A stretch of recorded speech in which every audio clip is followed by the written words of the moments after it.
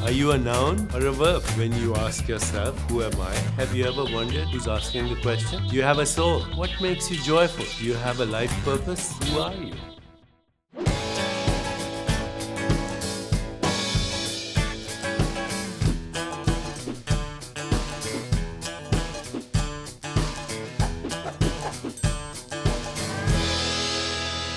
Welcome to the Chopra Well, and today I have the honor and pleasure of speaking to the famous Perez Hilton, the amazing Perez Hilton. We've become friends in the last few weeks after the Oprah show, Life Class Oprah.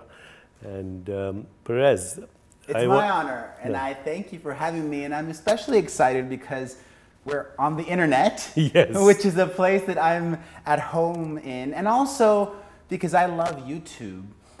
And I have a confession to make. I don't watch any television. And I think a lot of people nowadays, maybe less than before, don't watch TV. That's true. So this is an like opportunity to reach a different audience maybe than are at home watching television, because those people may not watch TV. So listen, I want to start straight off the bat. You've lost 80 pounds. Yes. And that's a remarkable thing. And usually I find that, people have a really one-pointed intention and there's some motivating factor. So was your motivation spiritual?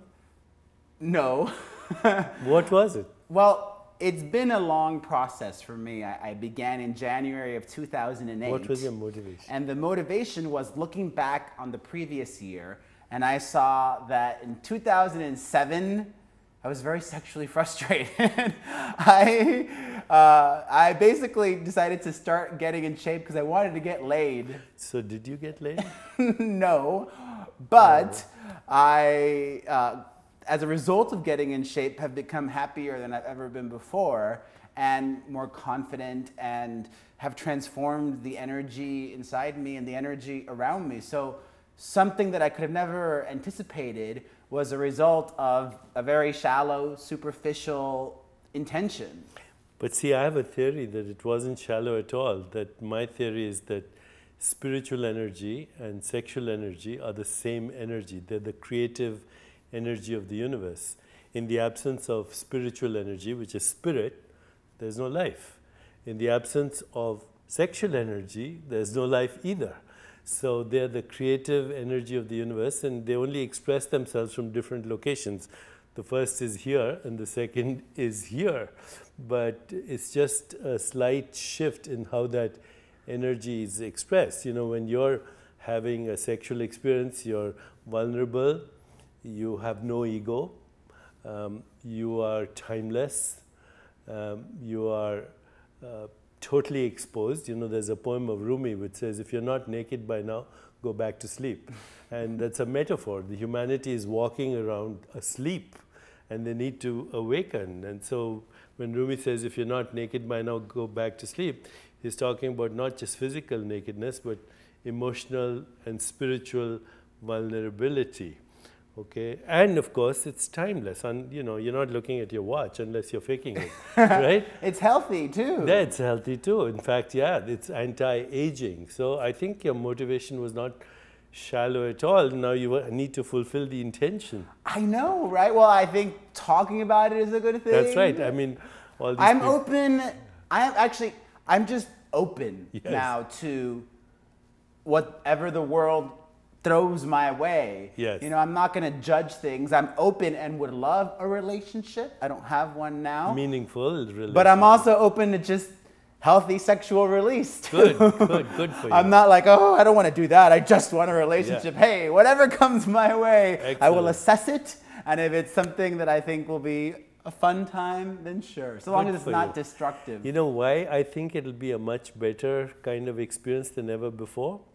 Is that you're not dumbing down your awareness with alcohol. You stopped alcohol totally, right? Yeah, I haven't had a drink since December 31st, and it wasn't a conscious decision to stop drinking. And I'm not saying that I won't drink again. I just decided that I wanted to take a 1-month detox and no drinking and no cheat day. And then a few weeks into that, I was feeling so good. I was like, well, let me do it for 3 months. And then I was like, okay, now I've done it for over 2 months. Let me just keep going until I want to have a cupcake or I want to have a drink. And then I will when I have that desire. But now I don't have those desires. You feel so good. I know. I was just in New York. I ran into you there, and I was hanging out with a friend of mine, and he's like, you don't have the desire to have a slice of New York pizza? And I said, no. I've really reprogrammed my brain. Now, for me, I feel naughty when I have nuts or healthy peanut butter. That excites me. Yeah. Or dates or some kind of yummy fruit, pineapple. Like, I honestly get so excited if I have a sugary fruit. I'm like, oh my God, I feel like I'm cheating. So tell me, this is the physical part of your transformation. Yes. But when we were on the Oprah show together, you talked about another transformation that you've gone through. Mm-hmm. Would you like to talk about that aspect? Well, I feel like the physical transformation has also manifested in a spiritual transformation. And just the way I think about everything has changed. A year ago or even 6 months ago, I would have probably laughed at myself and at the way that I think about things now. Like, I approach things now from a very energetic point of view, meaning I interpret the world and everything in regards to energy because I'm feeling it so tangibly, and energy is a scientific fact. Yeah. So now I think of going to the gym. For me, some people may laugh, but for me, going to the gym is like going to church because I view God as energy. I view love as energy. I view working out as a release of energy. And you can feel energy. You can feel it as presence and it's also in your life. Energy coming back to me at the gym. So I love it now, and I've been much more mindful of my energy and others' energy, and it's just totally changed my life. We know that a lot of people in the world have been distressed in the past by the nature of your blogs. Yeah. And something shifted there too. Yeah. Well, that started a while back, actually. That shift began in the fall of 2010. What was that all about? I was talking about these gay teenagers that were committing suicide, like Tyler Clementi, and it seemed like there was a rash of them, like 10 or more gay teenagers within a span of a few months committed suicide. And one of the great things about being my own boss, having my own website, is that I could talk about whatever I wanted. So I was talking about this. I made my own It Gets Better video. And a lot of people were calling me a bully and a hypocrite for speaking out against bullying because I would make fun of celebrities and all of these things. And I'd been blogging at that point for 6 years. And I kind of got lost in my own artificial world that I created. And I, not completely, but somewhat lost touch with reality or how people perceived me. And it was a big wake-up call to see that a lot of people, maybe the majority, perceived me to be a D-bag, a bully, because I didn't... D-bag? Douchebag, okay. Yeah. I get it. But I didn't view myself that way. And I was like, well, if I know in my heart that's not who I am, but that's how people are viewing me, then that's who I am, though. To some extent. Yeah, and I need to change how people view me. And it's not like I reinvented the wheel. I just put new rims on it. You're an amazingly successful person. You have many things going on. Tell me about some of the things you're doing. You're blogging. Of course, you have a big staff now, yeah, right? I'm blogging. I have 5 websites. I'm launching a new radio show. I'm doing a lot of stuff with music. But what's most exciting to me are the personal, private things that I'm doing, but that I talk about, because I think it's important to share. Like what? Only recently did I convince, after enough asking and encouraging, convince my mom and my sister to go to therapy, and we go to family therapy now. And you're happy to talk about it in public. Because I think that a lot of people are afraid of therapy or have negative feelings towards it. I know for me, being Cuban, being raised in Miami, a lot of Latinos think that therapy is a very American, Anglo, gringo thing. And they don't like to talk about their feelings and emotions, but I've found it to be so helpful for us as a family to talk about things. And the whole point of therapy, and actually I think the whole point of life, is to get greater understanding every day about everything and about each other. Self-awareness. Self-awareness, self-understanding, awareness of others, understanding of others, and to learn how to communicate effectively. Bad communication. So that's improved your relationship with your mother and sister and also to a great extent. So greatly. One of the other things I'm so happy about now is, I told my therapist this recently, something clicked and changed where I started to tell myself, it's okay. It's okay to do this. It's okay to be happy. I gave myself permission. I was like, you know what? You deserve it. You get to be happy and live life and experience things and not just constantly. Consciously though. Yes, consciously. Yes. Because for the longest time I felt like I was a dog treading water, and I don't want to be that anymore. And it's also about listening to the universe.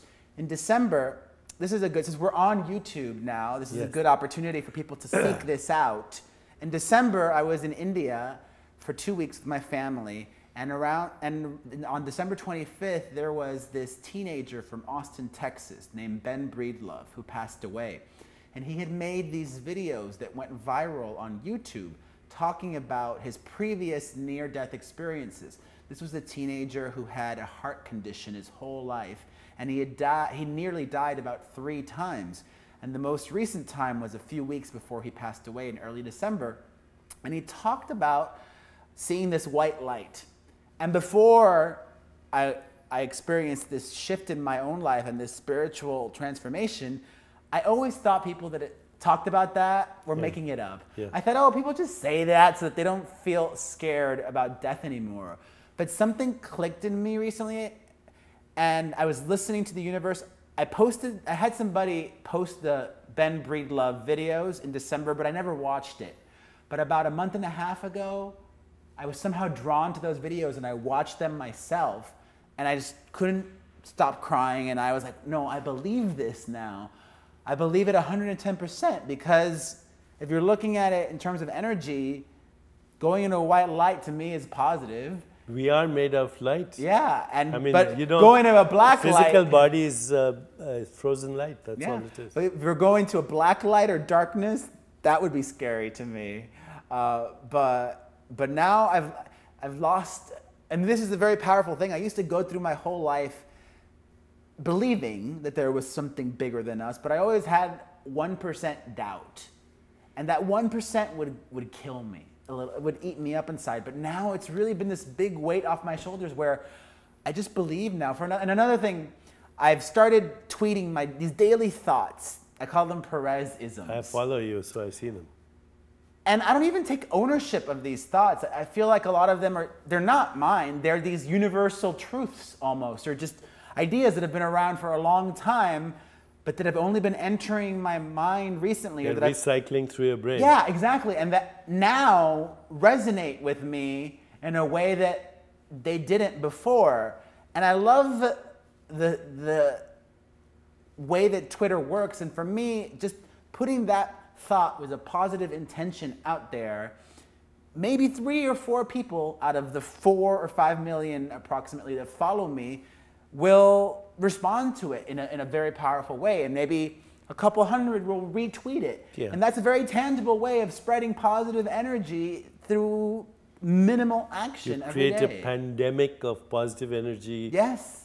Through the planet. I know, I love with it. This new wiring of through the internet, through social of the global media. brain. Yeah. I mean, the internet can be a negative and destructive place, but I also think that it can be a very positive place too. Thank you, Perez. Thank you.